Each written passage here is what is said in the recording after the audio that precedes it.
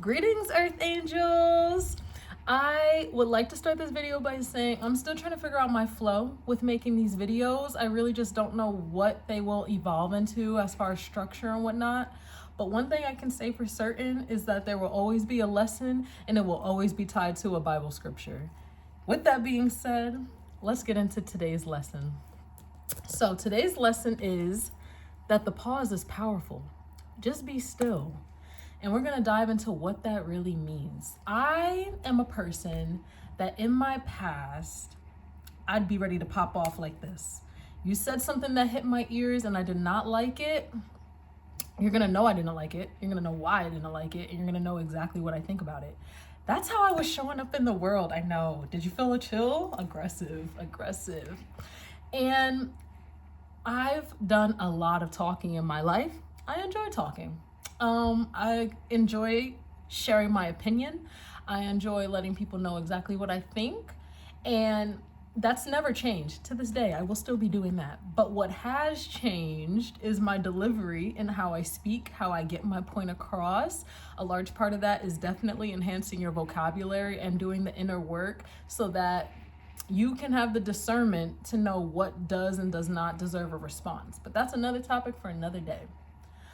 But through this process, I have definitely learned how powerful the pause is. And that's what we're going to talk about.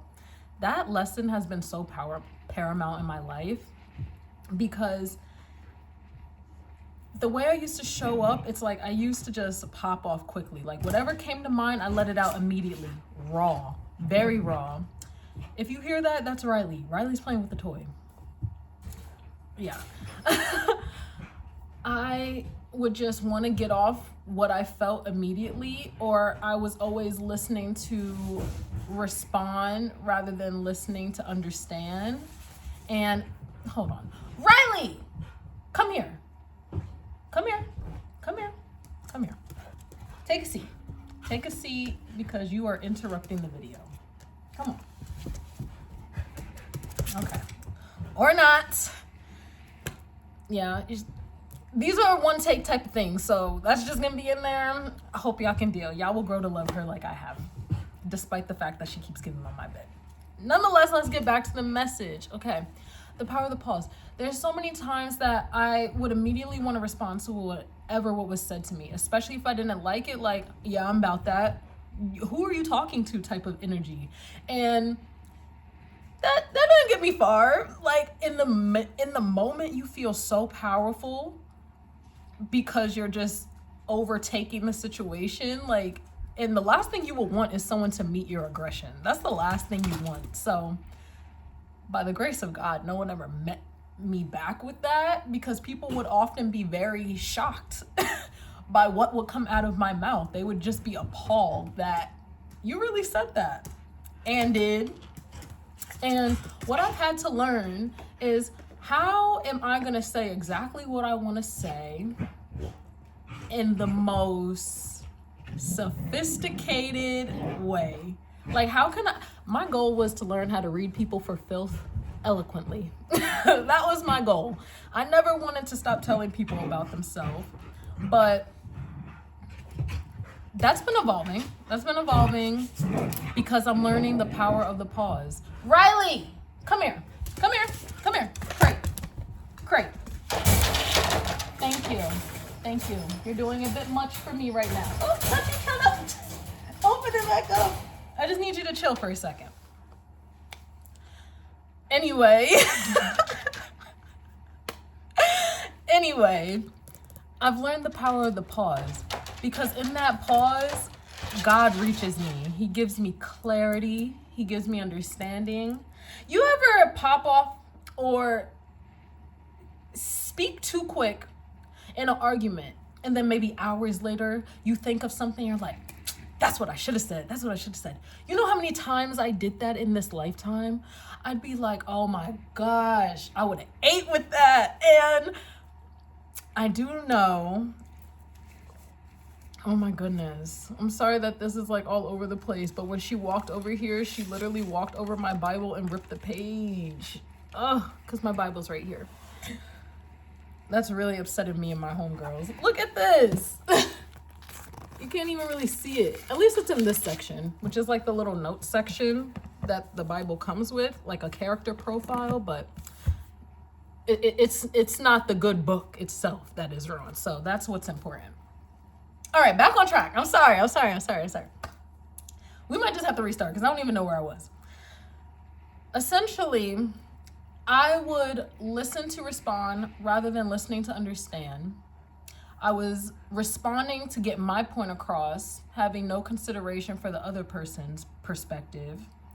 And I don't know what Bible verse it is, but there's somewhere in Proverbs that says the first person has a good argument until the second person makes their point type of thing. It was something like that. And man, is that true. So also considering that my perspective, although it may be valid, there might be other perspectives that are also valid, that are also true, right? So there would be so many times in my life where I would respond quickly, just thinking I'm right. And now I'm embarrassed once the other person makes their point. Like, I had to eat that. Like, all right, I mean, I guess that makes sense too. Like, it's having consideration for how another person might process information, because once they start explaining their process, their mindset, it's like, you know what, actually, I could have took this a lot slower and the impact might not have been as big. I might not be so embarrassed if I wasn't so loud and wrong, you know? Embarrassing, very humbling. That will also make you want to be like, maybe I should just wait a minute before I start talking.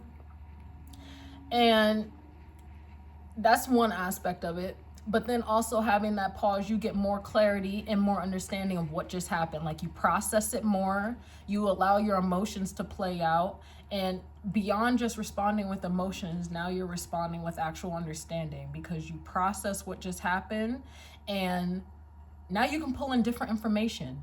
Or you could take the second to learn a little more before you respond, so that what you're saying, you know, you can stand 10 toes down on, like, you know, it's irrefutable.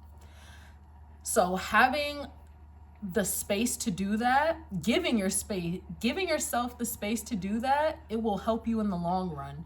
And I had to learn that the hard way, because I just had so many times in my life where I essentially put my foot in my mouth because I was too impatient to just let it breathe for a second. I was just so eager to get my point across, so eager to get this off my chest, so eager to like eat them up. Like, yeah, I'm about to put it on you. It's like, first of all, why are you moving through life like that? That's no way to build connections with people. Nobody wants to keep talking to someone that interacts with them that way. It's just, it doesn't make for good living. It doesn't make for people that want to be your friend. It doesn't make for people wanting to continue to talk to you. Or what also it shows people is that you're not a good person to work through things with. You are someone that just thinks it's your way and the highway, and you're not even open to a conversation. That's like, it might feel good in the moment, but it's not going to feel good when you've alienated yourself from everyone because no one can have a conversation with you. That's not going to feel good. It's not going to feel good when, especially in work environments, it's not going to feel good when you don't give yourself that time to process something and process your emotions and come with clarity so you can entertain conversations professionally. If you just jump off emotion, because people in the workplace always gonna have you messed up.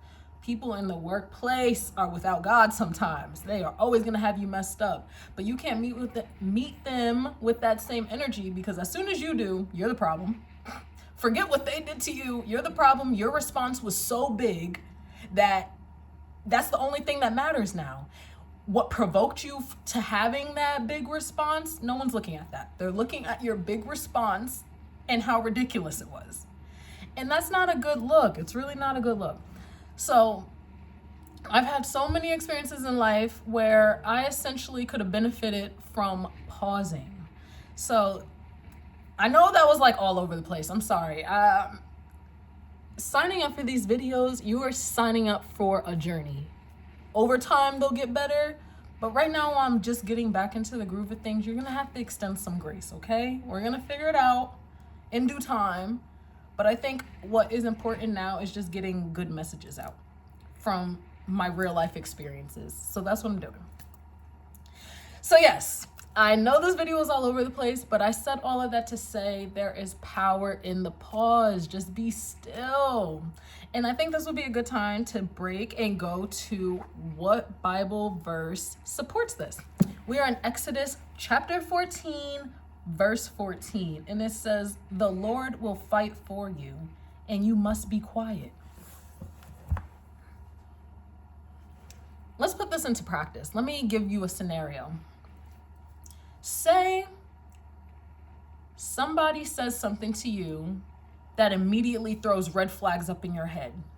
You're either offended, appalled, you feel like you've been wronged, you feel like you've been targeted. Someone said something that's hitting your spirit in a negative way, right? You might have the inclination to immediately clap back, right? What we're saying in this video is when your ears perceive that someone just threw a cannon at you, whether you deserved it or not, does not matter. Especially in matters of conflict, you hear something that immediately makes you want to pop off, right? And you might be right to pop off, but what you're gonna do is pause. Pause. I know it's so hard. It is so hard. It takes an immense amount of willpower to not clap back, to not respond. But that's what you're going to do. You're going to pause. If that pause requires you physically removing yourself, that is what you're going to do. And that could look like someone just said something that I really don't like. You're going to say, you know what? I need a break. And just walk away. Don't even wait for them to respond. I need a break. If it's not that deep, it's something that you think you can respond to in that moment, all you're going to do is you're just going to be quiet. Every thought that you're having in your head, you're going to let it process in your mind. You're not going to let anything come out of your mouth. So it could literally look like your mouth is closed and you are reading them for filth. Make eye contact if you need to. It's going to be so uncomfortable for them, but their life, their problems, whatever they got going on, that is not of importance to you in this moment. Your main priority is how you show up in this world, because no matter what they did, God is examining your character. God is examining how you respond. And remember, from the mouth speaks the overflow of our hearts, right? So we need to remember that and not allow evil things to come out of the mouth, because no matter what someone did, they might even deserve all those wicked things that you are gonna let out. They might deserve it. They really might deserve it, but that's not for us. That's really not the judgment we're supposed to make. We are supposed to reflect God's character. So think, what would God do? How would God handle this?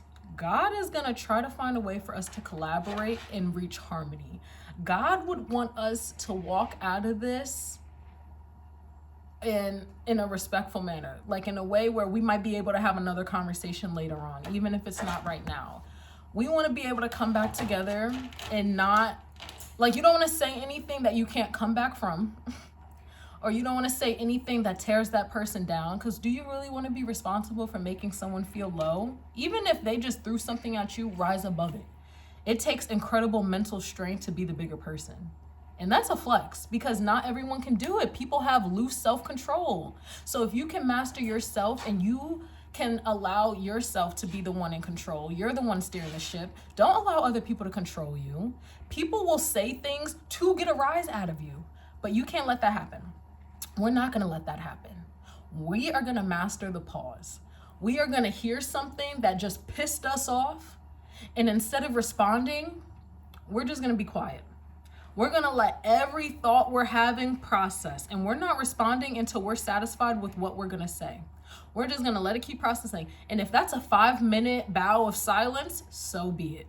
Get comfortable being uncomfortable, because growth is uncomfortable, and we're trying to grow. We're not letting other people control how we show up in this world, because we know God's examining our character despite what someone did to us. So we're going to rise above. We're going to master the pause. We're going to be still and remember that the Lord is our helper. He's going to fight for us, okay? He's going to fight for us. All we need to do is be quiet and let God take the wheel. In that time, while you're being quiet, God's going to give you clarity. God's going to give you steps, and God's going to take care of the rest. God's going to take care of that person, and it might not be something that you see. You might not see how God is handling it, but trust that God is handling it. You know what I like to think? It might be a little wicked thought, but it gives me peace. If somebody does me foul, like for example, the way some people at my job have treated me in certain ways, so unnecessary, so wicked. What I like to think is God probably gave them like a pimple on their vagina, a real painful pimple on their vagina, something like that. That brings me peace. I'm like, I might not know what's going on with you, but I know God handled it because I didn't deserve what you just did to me. Hey, that might be a little wicked. It's not, because if that's what I have to think to bring me peace so that I can master the pause and not respond in a way that's going to make me look bad, so be it. This isn't a thought that I'm going to let out. I'm not spreading that in the world. I'm not gossiping. We're definitely not doing that. But that's just for me. That's for my peace. That's how I'm able to have the willpower to not respond. I'm like, my Abba's going to take care of you. I don't know how he's going to take care of you, but he's going to take care of you. I don't have to do anything. I don't have to lift a hand. All I have to do is focus on God and say, God, well, how do you want me to handle this situation? And if God's silent, so are you. You're not taking no steps until God tells you what to do. And it's incredibly hard, but it gets better with practice. I am still working on this. But I do know with each situation, as I see how I'm showing up, I know I'm getting better and better and better and better. And so can you. So that is the lesson for today. Remember to pause and be still and let the Lord fight your battles. Let the Lord meet you. Give him time to tell you how to do something. Like, just be still. And no, if you're about to take any action that God wouldn't support, that is the wrong answer. All right. Until next time. Bye.